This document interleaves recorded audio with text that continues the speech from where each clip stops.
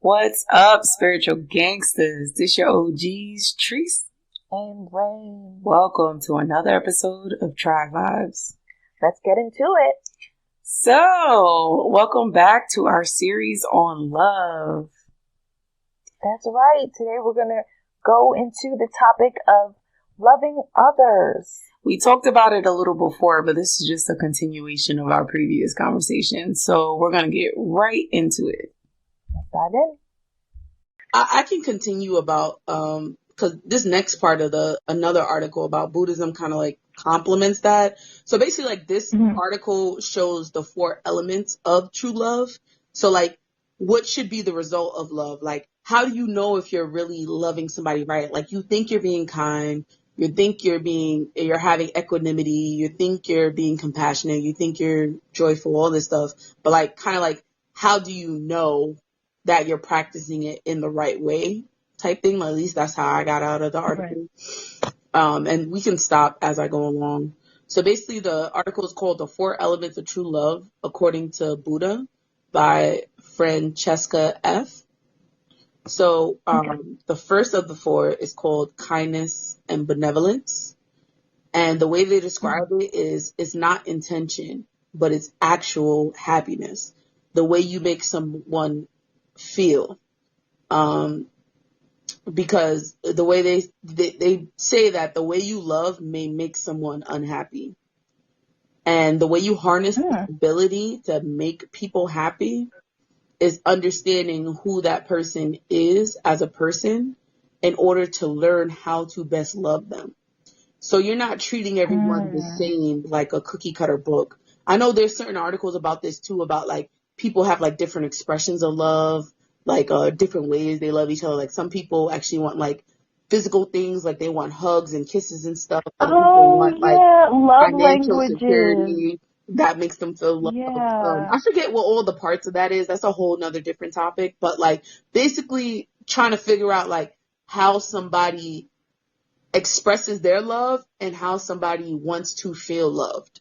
You know what I mean? It may not be different for everyone. Right. Sometimes you can like literally hug a stranger and that like does it for them. Like they're like over the moon, you know? And then sometimes you need to say kind words. Sometimes you have to do something kind for them. Like some people are more about action and less about words or like symbolism. You know what I'm saying? Like, so and this is more like long term, keeping people in your lives type thing.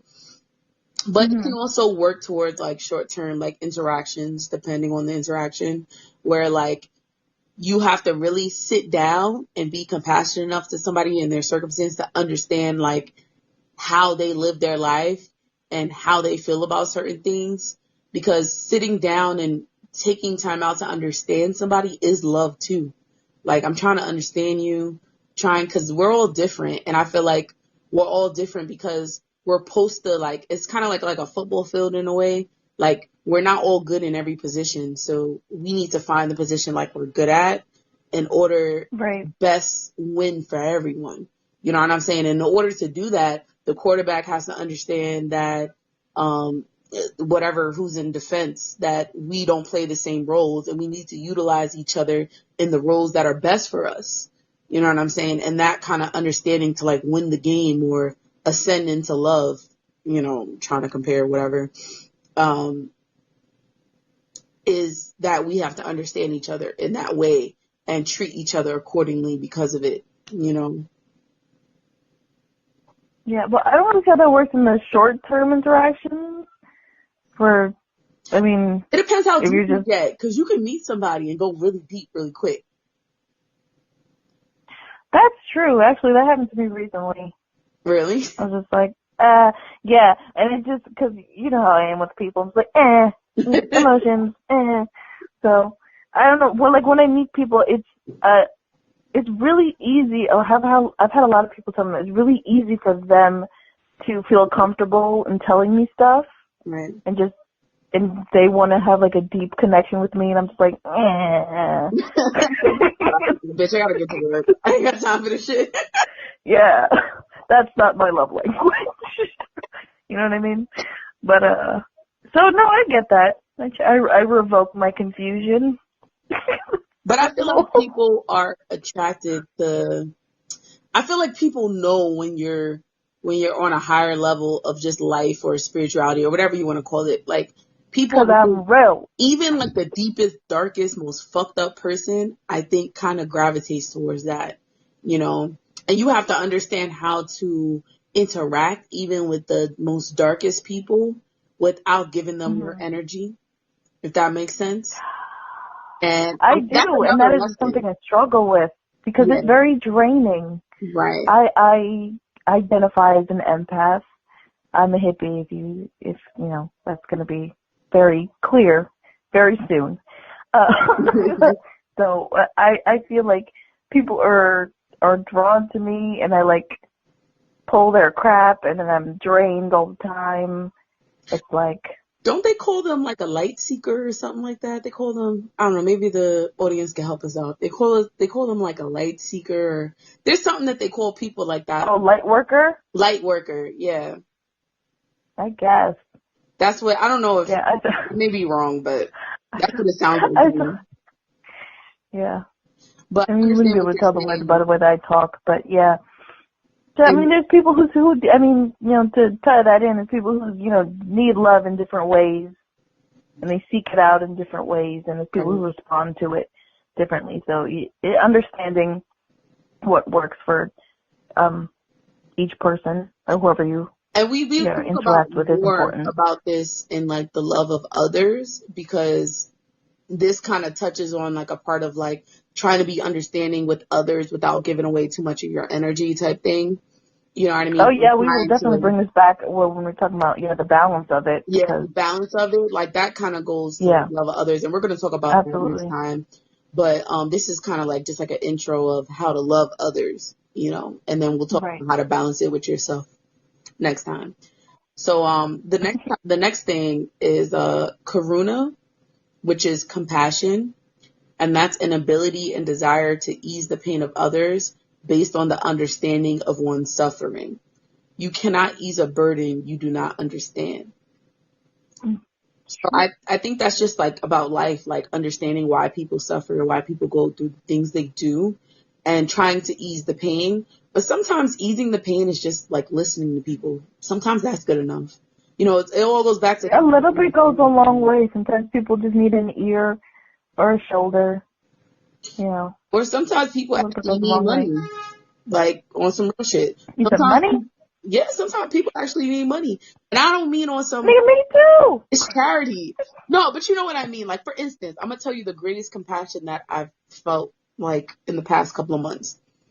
My friend, people who live down south that, you know, heritage-wise, like, their family lives, like, close together, you know. And usually, like, depending on what area you go in, like, you go really, really deep down south, some people build their houses. Some people have like trailer homes. Some people have like whatever. So there'll be like neighborhoods, like say like in Alabama or, you know, North Carolina, wherever, where like most of your family like lived and they lived there forever. So like either they built their own homes or they have trailer homes or whatever. So that being said, a lot of the homes, you know, it's easy to destroy a lot of these homes, especially through like natural disasters.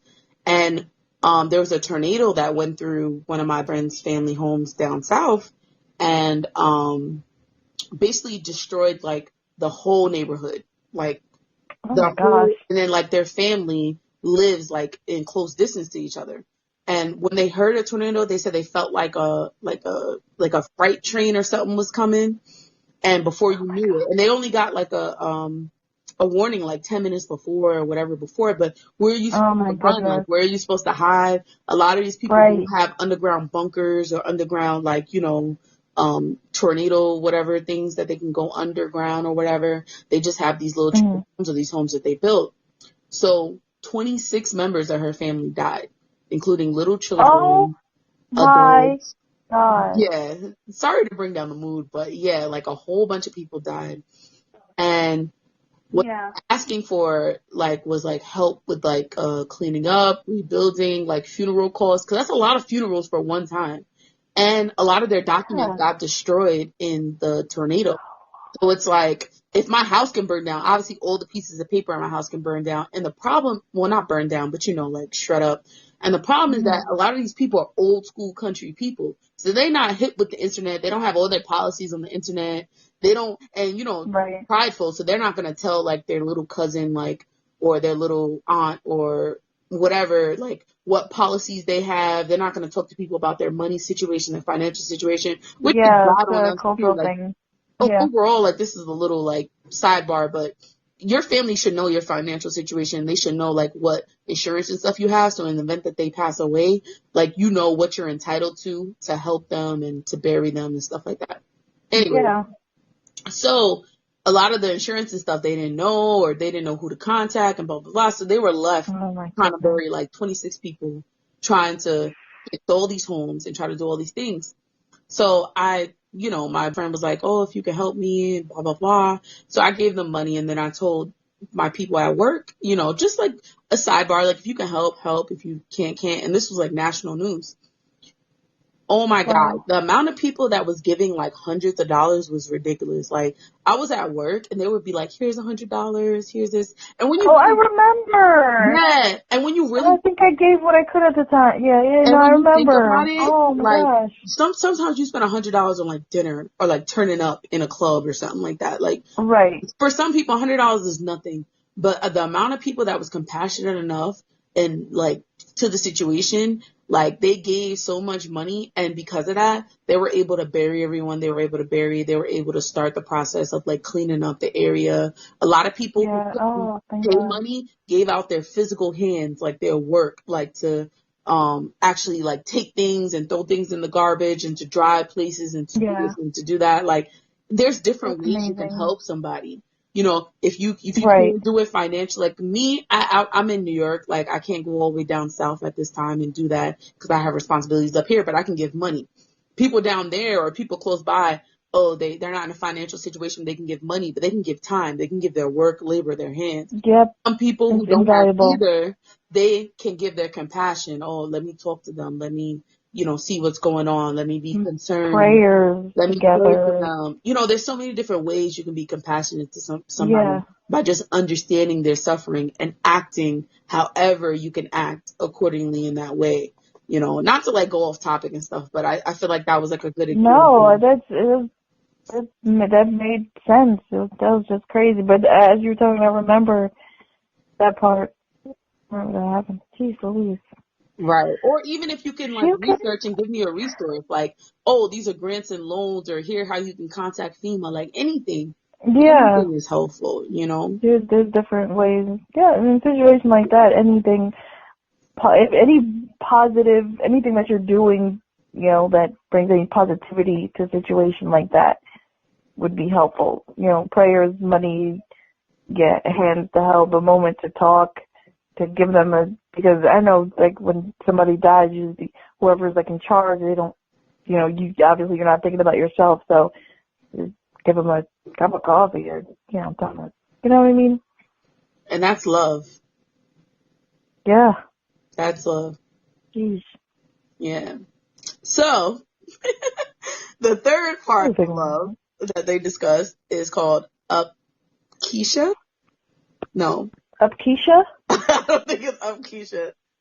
Upkeisha. Upkeisha is Upeksa.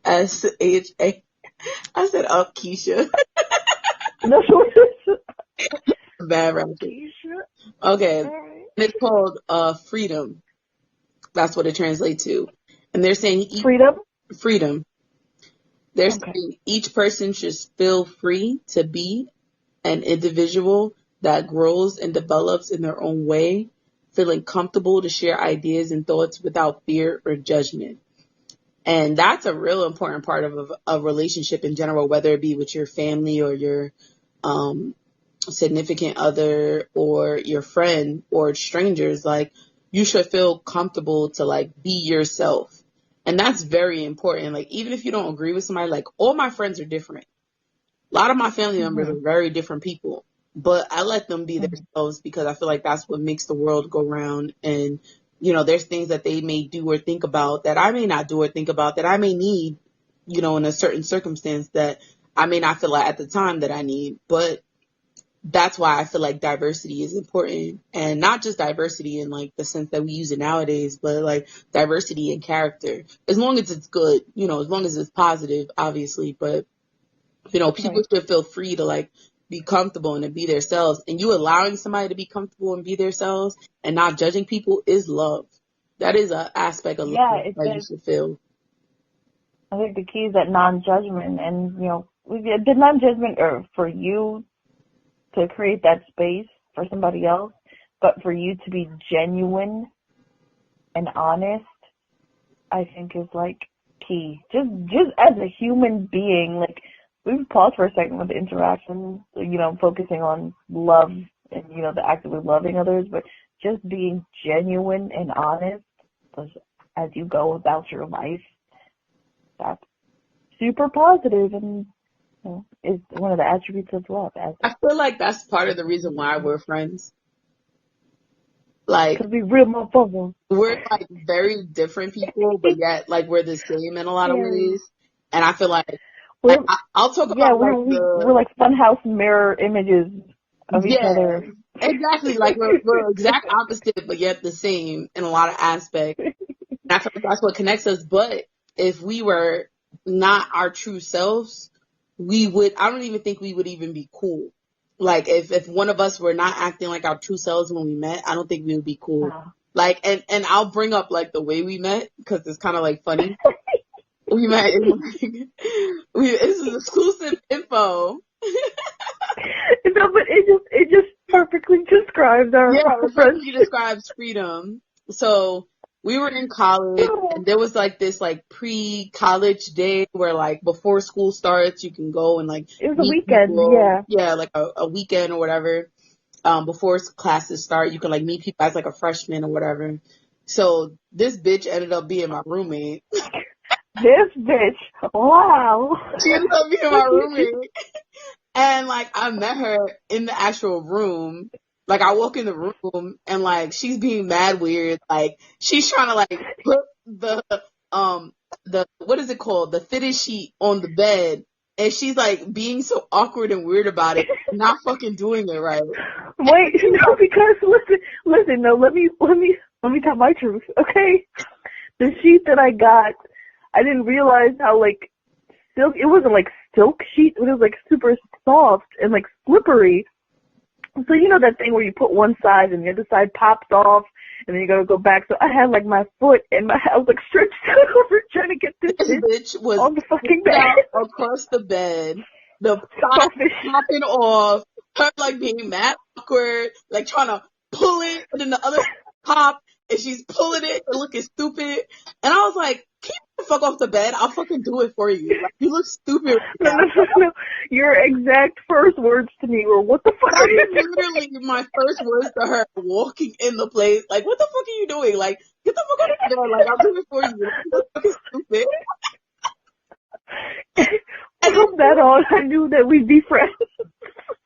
And she looked at me and she was like, I think we're going to be friends for a long time. You my homie. You looked at me like, what the fuck is wrong with you? It was like, I'm glad you're being honest, real shit. And like from then on, like we vibed so well because I knew that she would always be her real self and I would be my real self and I would tell her what I truly think, even if it's rude at the time, because it's like this type of dynamic that we have. Boy, have you had some moments where it was really fucking rude.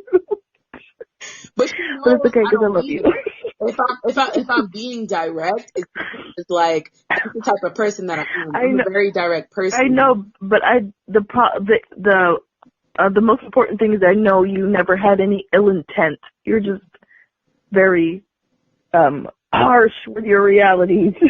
But there was never any ill intent. Right. We cool. Understanding. Or we would have fought. Like, she's understanding of me enough to understand that I may be direct, I may say some harsh things, but I never have ill will or ill intention. I say things the way I say it because I found through my experience in life that people walk around a lot of things that I feel like if they just dealt with head on, not only will they be a better person, not only will I be a better person, but the world would be a better place to be. And I feel like if everybody's a bit of an asshole, be less sensitive, because nowadays is this whole sensitive culture of like every fucking yeah, thing.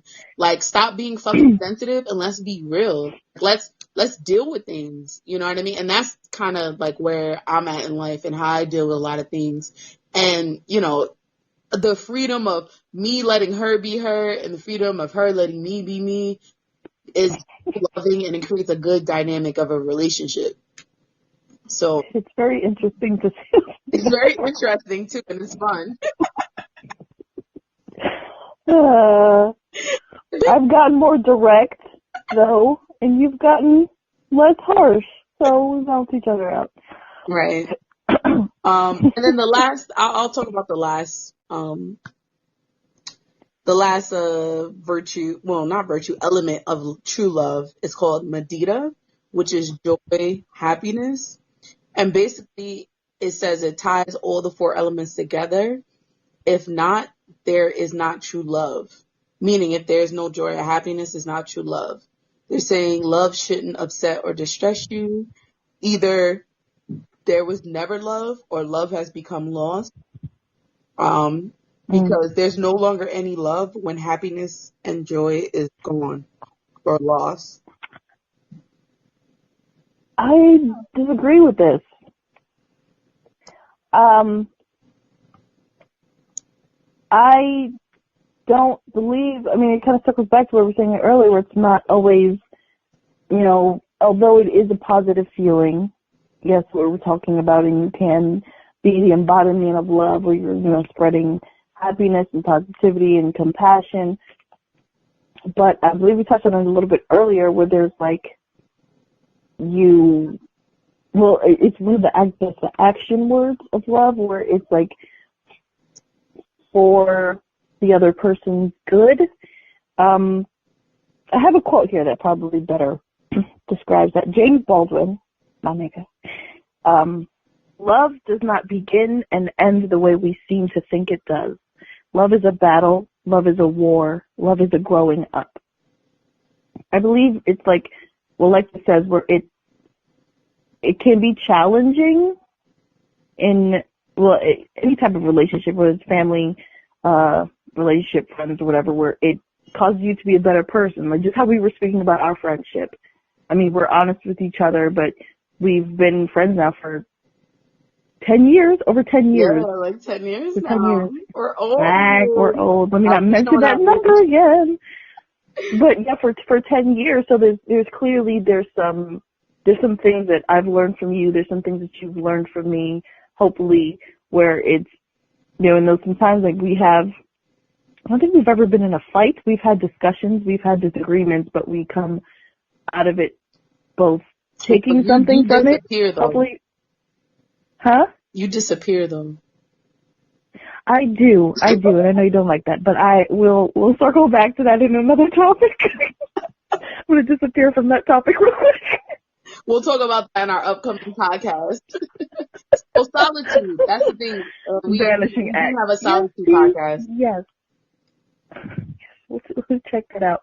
But what was I saying? But yeah, it's a growing up. So there's going to be challenges. There's going to be parts of a relationship. I guess this is being in any sort of relationship that's long term. Once again, family, friends, for romantic, where there's challenges. It's not always lovey-dovey. It's not always happy. It's not always hand in hand frolicking. It's like, I don't like you right now, but I love you type of shit. You know what I mean? Because we're growing together, and there's parts that you have to learn. I do agree with that part of it, but I feel like at the end of the day, if you don't have happiness and joy, you're kind of following the wrong path, in my opinion, because it's like either you're not on the right frequency or the spiritual plane you need to be on, in a way, if you're feeling angry about being a better person. You know what I'm saying? Like, I don't know if that makes sense to anyone, but it does. No, it does. I think what you're talking about is the intention. Right. And that your intention should always come from joy and happiness. You may not like the result, but you should feel happy and express joy in the fact that you're loving someone and someone is loving you. And I feel like that just takes a sense of maturity. That's where I think that lies. Like, even like, say me and you disagree with something, we love each other, we're going to disagree. I don't ever feel saddened because of our disagreements. I feel joy and happiness because I understand that you have a different opinion, and I'll take your opinion with a grain of salt or all the way I need to take it, but I'm still elevating myself. I feel like that is more for people who feel like they're like depressed and sad in like a type of relationship or situation, whether it be family or whether it be a significant other. Right. Well, and they feel like they're always putting them down, and they're not. Right. It's like they're overwatering them. Either they're overwatering them or they're not watering them enough. You know what I mean? Like they feel like they're stuck in a circumstance where somebody's being more negative than positive to them. You know? I get what you're saying. Well, that's bringing up toxic relationships. And I get that. That's not what I'm like talking about. It's more, I guess what's really rubbed me the easy. Like loving someone is not exactly.